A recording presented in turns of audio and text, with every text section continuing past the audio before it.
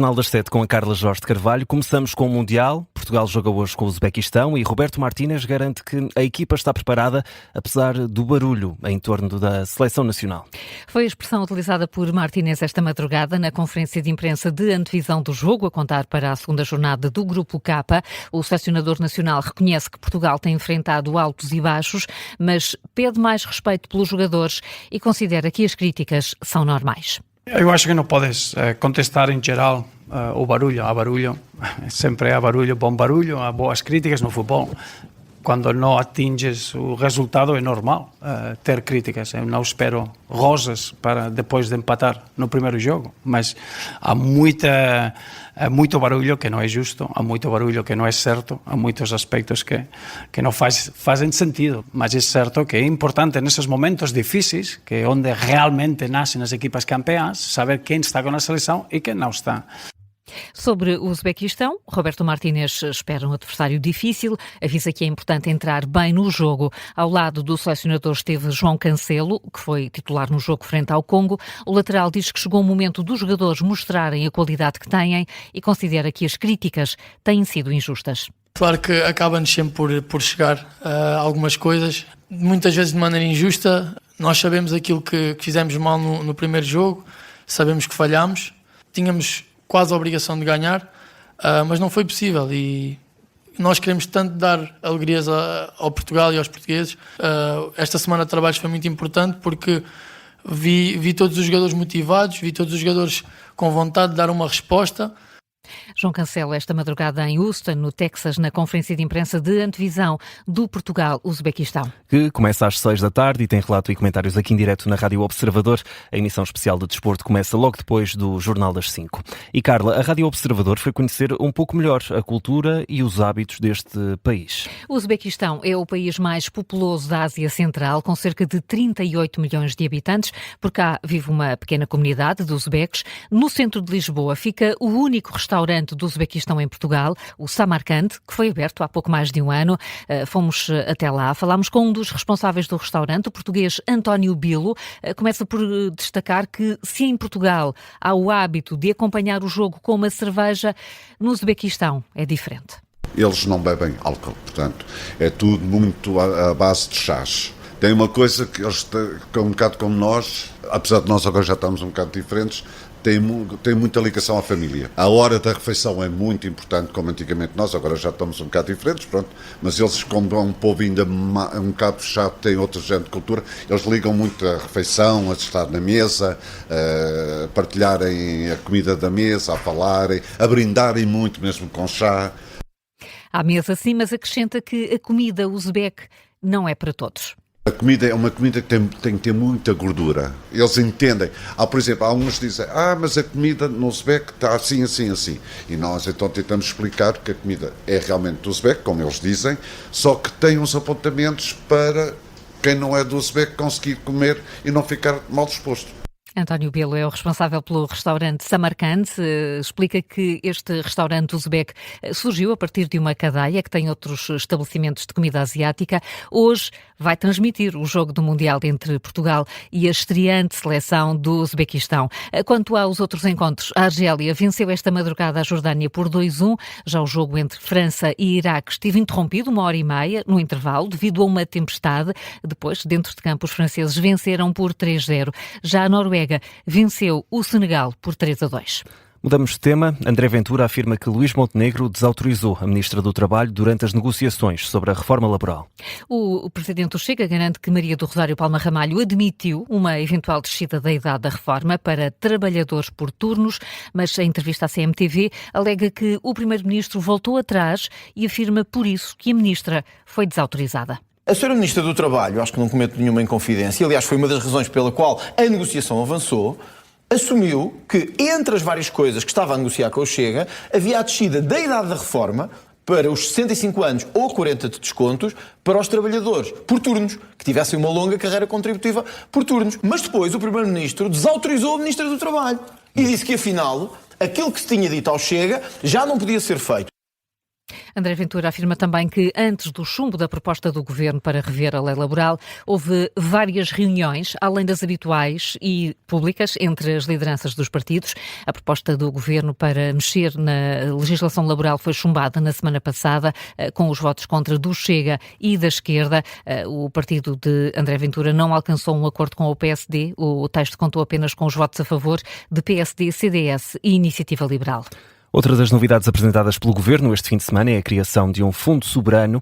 A intenção não é inédita, mas, Carla, ainda não se sabe o que pretende exatamente o Primeiro-Ministro. Não, são mais as dúvidas que ficaram depois do anúncio do Luís Montenegro no encerramento dos trabalhos do Congresso do PSD deste fim de semana. O Observador sabe que a participação na Galp, atualmente de 8%, será uma das que está na mira para integrar este fundo soberano. Também a REN será outra das empresas. Recorde-se que, em plena campanha eleitoral, antes de chegar a Primeiro-Ministro, Luís Montenegro já tinha defendido que é do interesse estratégico de Portugal ter a rede elétrica na posse do Estado. A hipótese ganhou ainda mais força depois do apagão e nos bastidores o Observador sabe que o assunto até já foi abordado. Há ainda o caso do CTT, em que a Par Pública detém uma posição de 0,25% adquirida quando estava o PS no governo. Na altura este investimento foi criticado pelo PSD, que estava na oposição. Aliás, o último governo liderado por António Costa já tinha revelado a intenção de criar um fundo soberano, mas a ideia, Carla, foi recebida com críticas por parte dos sociais-democratas.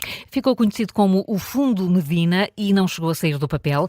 Pretendia ser um mealheiro para o futuro, constituído e financiado com os excedentes orçamentais, mas também com o dinheiro que viesse das concessões rodoviárias que estão a chegar ao fim. Fernando Medina, então Ministro das Finanças, pretendia que este fundo financiasse obras públicas. Agora o Primeiro-Ministro volta a falar de um fundo soberano, mas com um objetivo diferente: investir em participações acionistas estratégicas. Montenegro não disse como vai ser financiado, mas os excedentes que o Estado conseguiu nos últimos anos parecem difíceis de se repetir nos próximos tempos. É um trabalho em destaque no Observador, assinado pelas jornalistas Alexandra Machado e Cátia Rocha. Vai ser também tema do Explicador desta manhã, depois das 9, com Mário Amorim Lopes, da Iniciativa Liberal, e Miguel Costa Matos, do PS. Agora, vamos à festa. O Santo António já terminou, é a vez do São João. O Porto prepara-se para a noite mais longa do ano, mas entre martelos e sardinhas, Carla, é preciso, e o mais importante, saber como chegar à festa. Com certeza. Os cortes nas estradas começam já hoje ao final da tarde e vão prolongar-se até à manhã de manhã, mas há serviços reforçados nos transportes públicos, é o que nos vai dar conta o Miguel Pinheiro Correia. De martelo numa mão e com o passe na outra. A noite mais longa do ano na cidade invicta é sinónimo de enchente nas ruas e, por isso, para que a única dor de cabeça seja dos martelos, a recomendação é clara: use os transportes públicos. Para ajudar à festa, STCP e Metro do Porto dançam em sintonia. Sobre Carris, o reforço começa a sentir-se a partir das 8 da noite, com a circulação de composições duplas em quase todas as linhas até às 6 da manhã de quarta-feira. O habitual espetáculo de pirotecnia terá impacto na circulação de metro e também de pessoas. Hoje, ao meio-dia, quando o único fogo for ainda das brasas das sardinhas, a circulação pedonal no tabuleiro superior da Ponte Luís I será encerrada. Às 11h30 da noite, quando o céu estiver inundado de balões, é interrompida também a circulação no tabuleiro inferior da ponte e a circulação de metro entre as duas margens. Volta à 1 da manhã e volta em força. Durante 2 horas há metros na linha amarela de 5 em 5 minutos. Mas se quiser festejar o São João à boleia do metro, saiba também que há várias estações que estarão encerradas. A primeira a fechar será a estação do Jardim do Morro, ao meio-dia, e às 10 horas da noite encerram também a dos Aliados e de São Bento. Caberá depois à Polícia de Segurança Pública decidir quando estarão reunidas as condições para reabrir as pontes e as estações. Nos autocarros, a STCP garante um reforço das principais linhas com destino à Baixa. Além disso, e para facilitar o movimento de passageiros, várias linhas vão terminar em pontos centrais, como a Rua da Restauração, a Trindade, a Rua do Bolhão e a Rua Sá da Bandeira. Se na Baixa da cidade as festas de São João contam com segurança redobrada da polícia, a própria PSP pede atenção aos carteiristas nas ruas, mas também nos transportes públicos. Com concertos marcados para vários pontos das cidades, desde a Casa da Música ao Cais de Gaia, motivos não faltam para sair à rua. Além dos ecrãs onde poderá ver o jogo de Portugal no Mundial, de destacar os concertos de Tony Carreira, José Cid, Dama e Nunca Mates o Mandarim. O fogo de artifício está marcado como habitual para a meia-noite e deve durar 12 minutos. Miguel Pinheiro Correia com as recomendações para o São João. A Câmara do Porto pede também que se consulte o site da autarquia, onde estão os pormenores de todos os condicionamentos de trânsito. São 7h10. Esta hora, Carla, olhamos ainda para outras notícias em destaque. Em França, pelo menos 18 pessoas morreram desde o fim de semana devido às altas temperaturas. Quase todas as regiões do país estão sob aviso vermelho. Mais de 1000 escolas já fecharam. O Primeiro-Ministro vai ter uma reunião de emergência hoje. No Reino Unido também foram emitidos vários avisos vermelhos, o que, de acordo com a imprensa britânica, é raro. Em Inglaterra e País de Gales, as temperaturas máximas podem chegar aos 40 graus devido à vaga de calor que está a afetar vários países europeus. Por cá, Vila Real, Bragança e Guarda continuam sob aviso laranja. Há outros 8 distritos do Norte, Centro e Alentejo sob aviso amarelo devido às previsões de altas temperaturas. O Irão anuncia que as negociações com os Estados Unidos chegaram ao fim e garante que correram bem. Teherão avança que a próxima fase vai envolver o Comitê de Alto Nível envolvido na mediação. As negociações começaram no fim de semana na Suíça. Nas últimas horas, Donald Trump afirmou que o Estreito de Hormuz está totalmente aberto, o que está a facilitar a circulação de petróleo.